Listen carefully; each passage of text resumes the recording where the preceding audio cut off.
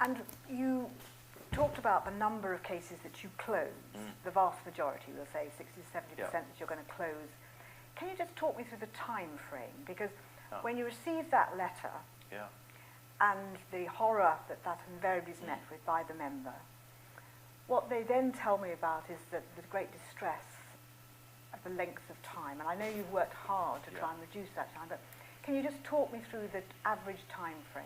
I can. Well, let me take this in two parts.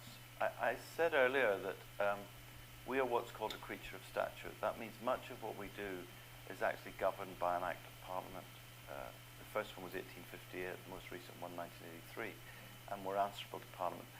1983, remember, Leslie's pre-internet, pre-email. Mobile phones were probably the size of a brick. So you used to send rather telegrams and faxes. Yeah, and faxes, and handwritten, and put a stamp on it. Now, much of what we do is prescribed by an Act of Parliament written at that time for around 350 cases a year. My predecessor, Lord Walton, who recently died, heard every case personally, one a day. Now we're getting 9,000 or 10,000. So that Act isn't really fit for purpose. But the point of discussing that is that if you do everything that's required of you in that as fast as you possibly can, and the GMC does their bit as fast as they can, and the doctor replies promptly, and the defence organisation in the hospital, it's a minimum of 6 months. You can't do it faster than that. If there's a police investigation, it's far longer because we don't start until the police finish.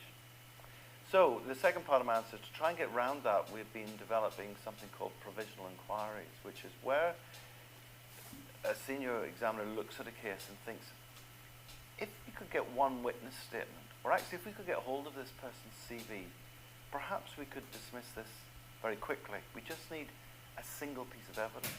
And that subgroup of cases, we've managed to reduce from about 6 months to 6 weeks.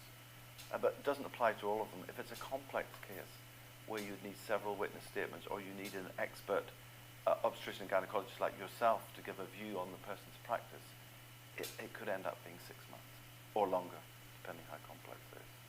And you mentioned the importance of the individual who's been complained about responding quickly. So is that a pattern of behaviour that you see, that often people contribute to the waiting problems because they're not answering, possibly because they're frightened or they don't know what to say? Well, look, Leslie, I don't want to imply we're not part of this. So the GMC sometimes gets it wrong and introduces delays.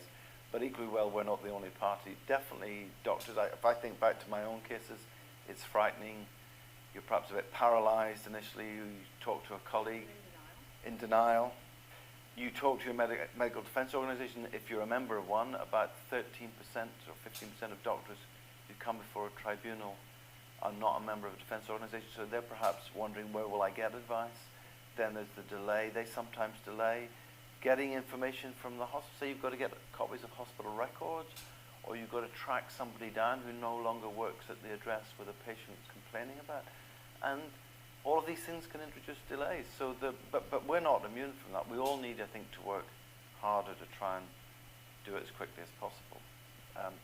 But yeah, sometimes doctors do introduce delays for sure, as well as us.